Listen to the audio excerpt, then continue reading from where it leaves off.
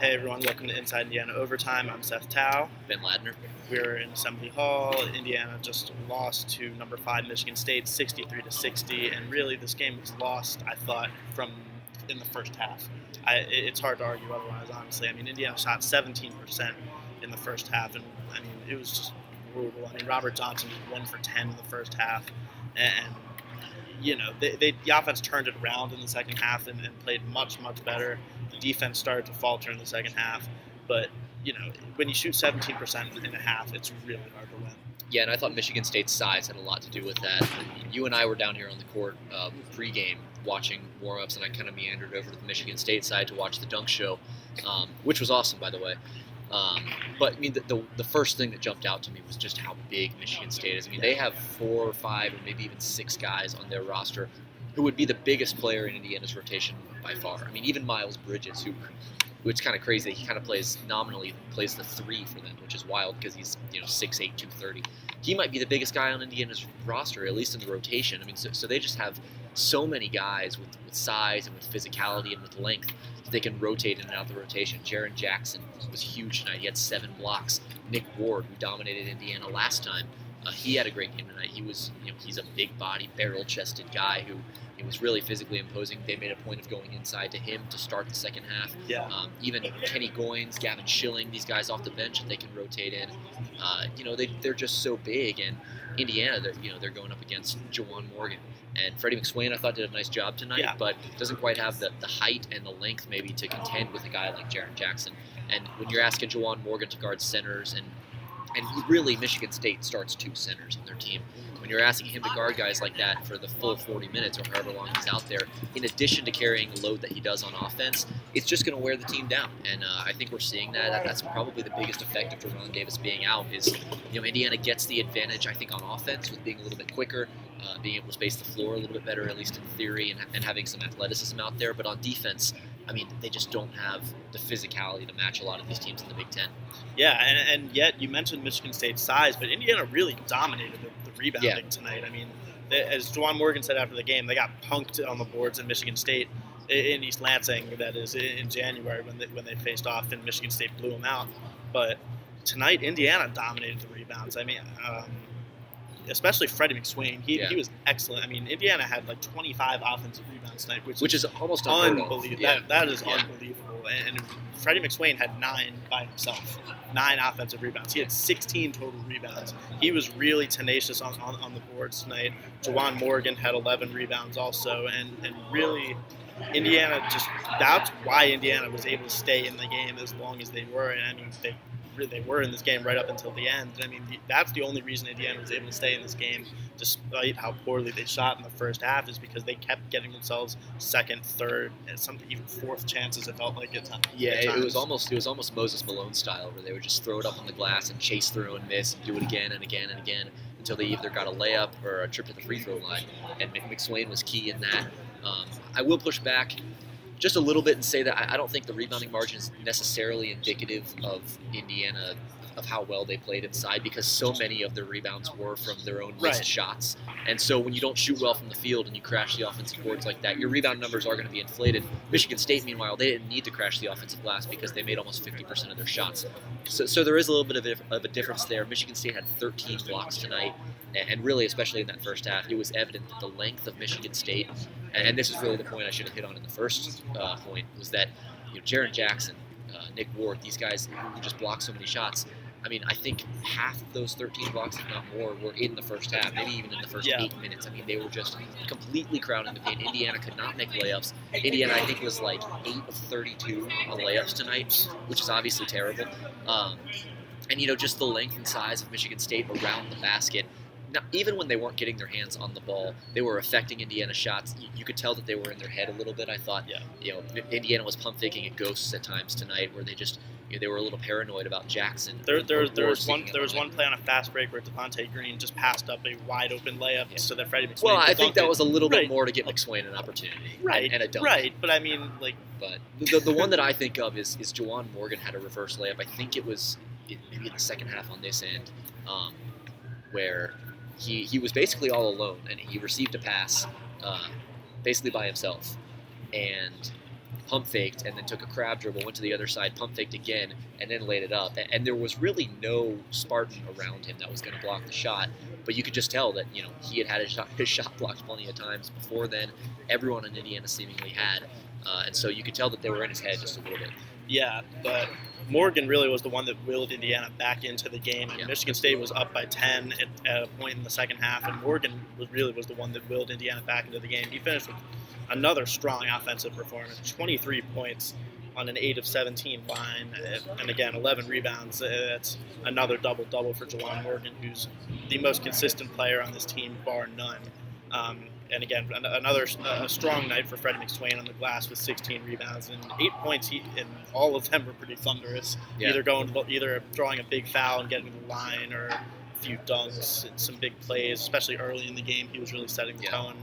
But really, Indiana's guards need to do better for them to have a chance to win some of these games. I mean, it was a combined 5 of 32 between Newkirk, Johnson, and Green. Yeah. These fans really hate Josh. Tonight was the worst I've ever seen. Yeah, I mean, there were times where Newkirk would have the ball and start driving in, and the fans would just go like, no, and then they'd cheer a little bit when he passes it off. It's funny because when he shoots it, everyone is saying, "What are you doing? No, don't shoot it." And then when he hesitates and passes up a shot, people are saying, "What are you doing? Shoot the ball!" And you really can't win. And that's how fans are, Right. And I've been that I've defended Newkirk at times, yeah. But tonight he's not very good, and that's fine. But you got to have contributions from someone else. This is the second game in a row where we've seen Devontae Green start the second half, despite coming off the bench in the first. I would be surprised if that's a look we see as just the regular starting lineup going forward. With Justin Smith also coming off the bench and McSwain starting, that could become a regular staple as well. I think you got to put some of this on Robert Johnson, and I don't know necessarily how much of it, but certainly much of the onus falls on him to be that second option. We saw him do that wonderfully against Purdue. That's the type of player that Indiana needs to have almost every game. Not necessarily the 21 points, but just that sort of attacking and efficient player. And Robert Johnson tonight, 2 of 15. He was attacking, but he just wasn't 5 points on 15 shots. I mean, it doesn't get a whole lot worse than that. Unless you're Scotty Lindsey playing against Indiana a couple weeks ago, which I think he was about 1 of 15, something brutal like that. This was close. I mean, Robert Johnson's had tough nights where you look at him and you say, okay, look, the process is okay. He's getting decent shots. He just needs to make more of them. And I've always been of the mind that you can't really fault a guy for missing shots because as long as you get the shots, you live with the results. But at a certain point, I mean, you just got to have guys out there that can make shots. And even Devontae Green, we talked about how well he played. He had 6 assists tonight, no turnovers, certainly played a nice floor game. But you look at his line, he was 3 of 11 from the field. And certainly not the type of efficiency you look for, only 7 points on 11 shots. And, you just, even if you get production from the guards, it seems like it's just not coming efficiently. And then those possessions that you don't get buckets, all those missed shots, those are empty possessions that you're giving back to the other team on such a consistent basis that it ends up costing you. If they make 2 or 3 more shots between them, Indiana probably wins this game. But just the lack of production from the guards, and like you mentioned, Newkirk didn't have a great game. He was 0 of 6 from the field. Zach McRoberts only 1 of 5. And so you're just not getting any production outside of Morgan. We've said this all season, it seems like. But at a certain point, it just needs to happen. Right, and I mean, something's got to change eventually. You bring up Newkirk having a rough game tonight. It's really been a stretch of like 3 or 4 or 5 games of just really, really rough play for Newkirk, and the fans turn on him quickly, but he's just not playing well. There's nothing else you can really say, and Devontae Green had a nice game passing the ball. He had 6 assists and a few very nice passes, I thought, and a few nice crossovers also. Some step Speaking back. of nice crossovers, how about Zach Roberts? I mean, coming down on the break, I don't think he's dribbled the ball more times than all season combined than he did on that one fast break. And it looked like it wasn't even an intentional crossover. It looked like he kind of was about to lose the ball and then went, oh, whoops, and then kind of brought it back in. And he just happened to have a defender right in front of him and crossed him over. I don't even think it was an intentional thing. I'm sure if you asked him about it, he might say he didn't even mean to do it. But it certainly wowed the crowd and got him a trip to the free throw line, which I think he made good on, made both free throws. He had a really – it's worth noting as well. very strong defensive game from Zach McRoberts. He's a big reason why you saw Miles Bridges struggle tonight. Another factor there, he had 4 fouls. Maybe that's one where if he picks That's up, right. That's what I was about to if say. he's able to stay on the floor, maybe Indiana sneaks out with a win. I'm not necessarily saying that they would, but just an excellent defensive game from Zach McRoberts. And you could really, it wasn't just the old colloquialism where people say, oh, his impact went beyond the box score, but you can't really identify any one thing. But he got to a lot of loose balls tonight. He played excellent man-to-man defense on Bridges. A lot of the time, you'll see Miles Bridges just get the ball and blow by slower guys. That wasn't happening tonight. Zach McRoberts stayed in front of him. He was physical with him in the post when Bridges tried to use his size. And then on offense, he came up with a couple offensive rebounds, got to a few loose balls. He actually knocked loose balls off of Michigan State players on almost the identical plays on the floor a couple times. Yeah. And he was just everywhere tonight. And I just don't think you can say enough about the job he did on the defensive end.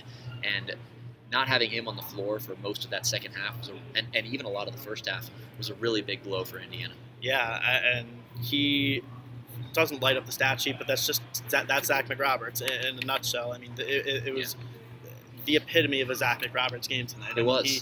He was energizing the crowd really when he was out there, and it was just all with his hustle plays. I mean, you mentioned those couple of times where he knocked the ball out off Michigan State. Those were both big plays, and he almost reminds me of Andre Robertson of the Thunder, where he's kind of a bigger wing. Obviously, he's not 6'9", but he can play. He's good defending wings. He's 6'6", kind of a bigger, longer body. Not necessarily the strongest guy, but just really smart. He's able to blow up and just sort of throw off the timing of a lot of actions that opponents want to run.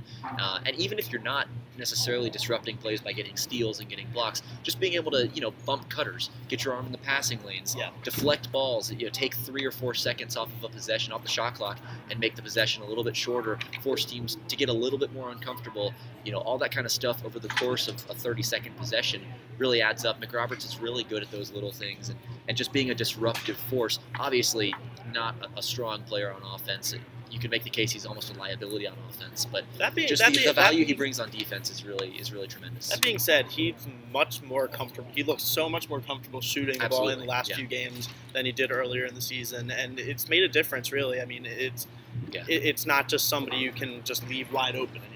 No, and he hit a 3 to open the game. This is the second game in a row where he's had the first bucket of the game, which whoever had that bet in Vegas is probably getting a pretty good payout right now because he's not the most likely suspect for that. But he was 1 for 5 tonight. He didn't hit any shots after that first one. But, again, the value he brings defensively, I think, outweighs that. And if you're expecting Zach McRoberts to be a big contributor on offense, I think you have bigger problems than Zach McRoberts not contributing on offense. That's a good point. But you made a good point earlier that, McRoberts got in foul trouble pretty quickly in the second half. He got picked up 2 towards the end, his second towards the end of the first half. But really, if he'd been able to stay out on the court longer in the second half, Indiana might have had a better chance to come out of here with a win. And it seemed like a lot of times when he would come back into the game in the second half, he came back with 2 fouls and then 3 fouls and then they put him back in with 4 fouls. It seemed like Michigan State really was kind of going after him, trying to get a foul on him because he was playing really well defensively. And I think they really could have used his defense on Matt McQuaid tonight. He only had 12 points to lead Michigan State, so they had a pretty balanced effort. But he had 4 threes. All of his points came from behind the arc, and one of them was an absolute dagger down on the left wing with about a minute to go that made it a 2-possession game and basically sealed the game for Michigan State ultimately. And then he came in and hit 2 threes on back-to-back possessions, not 5 feet from where we're sitting over here in the left corner.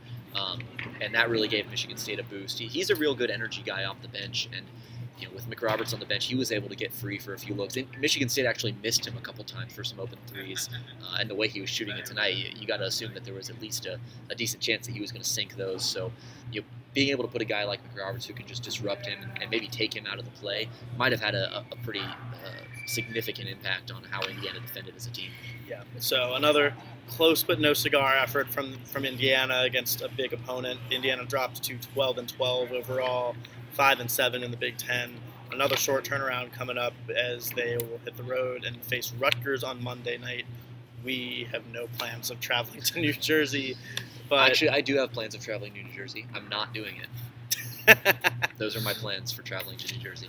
There you go. I will be here in Bloomington watching it either in Franklin Hall or on my computer at my house. Yeah, but we will have content for you from that, and be sure to look out for our content coming out of this game. Again, final score 63-60. Number 5 Michigan State holds on to beat Indiana despite a late charge from the Hoosiers.